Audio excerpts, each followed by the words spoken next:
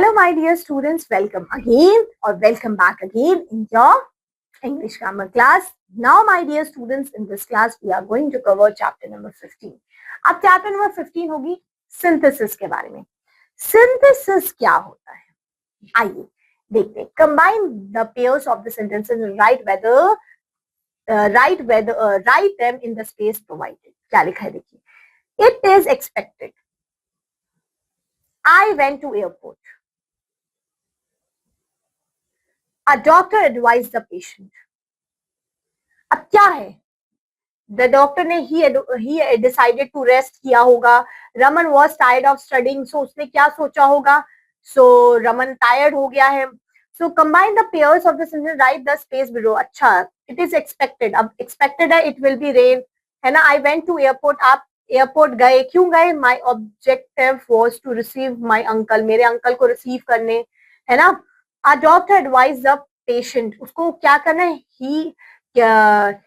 उसको मतलब इनको हमने पेयर करके बनाना है, ठीक है? अब कैसे बनाएंगे हम देख तो लें पहले. सिंथेसिस में क्या होता है?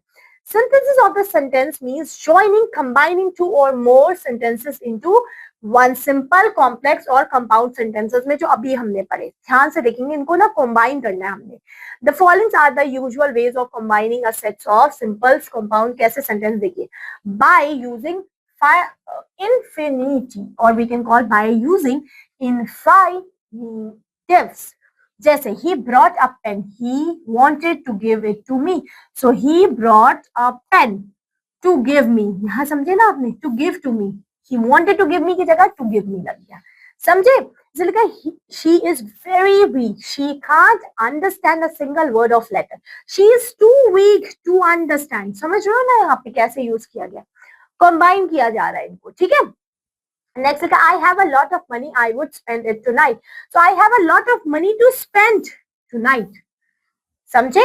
ये है synthesis, ठीक है? She admitted. She met him last evening. She admitted to have met him last evening. ठीक है? तो यहाँ क्या? By using participle, present, past और perfect को यूज किया जा रहा है. Present participle कैसे यूज किया जा रहा है? जैसे she entered the mall. She was very happy. So कैसे यूज करेंगे? Entering the mall, she was very happy. समझे?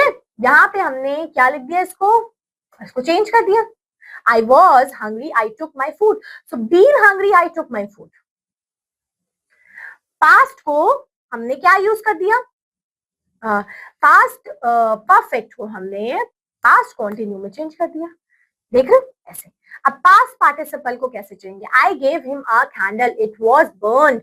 So I gave him a burned candle. ठीक है? Next, I found my pen, it was lost. So I found my pen और I found my lost pen. मेरा जो pen गुम हो गया था वो मुझे मिल गया. नेक्स्ट है perfect participle. Perfect participle means जैसे जो चीज हो चुकी है, जैसे I took food, I went to college. So having taken my food, I went to college. ठीक है? फिर using nominative absolute. Okay? So the police arrived, the pickpocket fled. So the police having arrived, the pickpocket fled. ठीक है? फिर अब यहाँ क्या करना है? By using preposition before gerund or noun. यहाँ preposition यूज किए जा रहे हैं इसके आगे. देखो, she insisted she would go with me. She insisted on going with me. Preposition use हुआ. फिर यहाँ पे by using noun or phrase in the apostration. That means यहाँ पे क्या होगा? देखिए, यहाँ पे apostrophe लग जाएगी पहले, फिर यहाँ पे लिखा जाएगा उसको. ठीक है? समझे? नेक्स्ट केस में क्या करेंगे हम इसमें? देखिए, बाय यूजिंग एडजेक्टिव्स. एडजेक्टिव्स को कैसे यूज करेंगे हम इसमें? सबसे पहले जैसे एडजेक्टिव्स को लिखा है, जैसे I came across a girl in the garden, she is very beautiful. So I came across a beautiful girl in the garden. Adjective के फॉर्मेशन में ले लिया.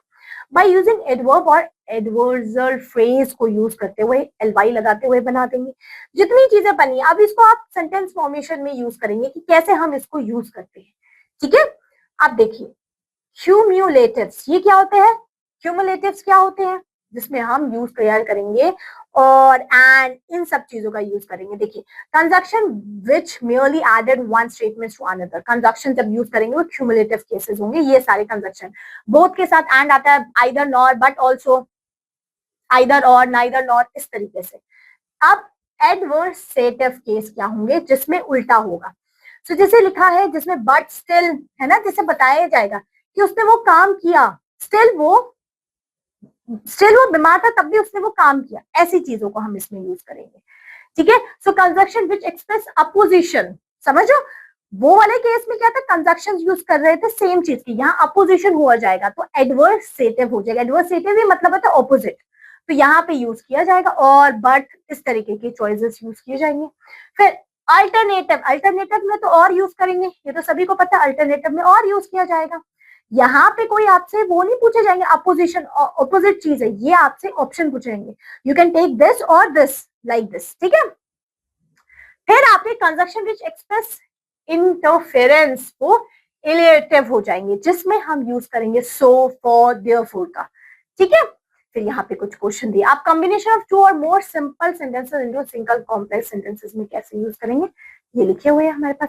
अब ये हमारे पास पढ़ना क्यों इतना वो नहीं हुआ, क्यों, क्योंकि ये चीज हमने ऊपर पूरे डिस्कस की, सिंपल सेंटेंस, कॉम्प्लेक्स और आपके कंपाउंड सेंटेंसेस कैसे यूज किए जाएंगे। अब इनको यूज करते हुए बना लेंगे, change the following simple sentence, compound में नहीं बना पाएंगे, बताओ। Quit the job and he took up the poetry. फिर we must hurry up to catch the train, so you must hurry up, or you will catch up the train, okay। फिर beside being a great cook he is also a great artist, तो यहाँ पे हम and को use करते हैं। Best जो चीज अब पढ़ी, अब इसमें भी हम इन्हीं को यूज करेंगे, कैसे हम सिंपल से कॉम्प्लेक्स बना देंगे, when को यूज करते हुए बना देंगे। यहाँ पे the decision was taken in the absence, so when the decision was taken, so the decision was taken when he is absent, okay, इस तरीके से। तो ये भी हमारा चैप्टर कंप्लीट होता है। अब मिलते हैं आपसे आपकी नेक्स्ट क्लास में with the next chapter. Till then bye bye.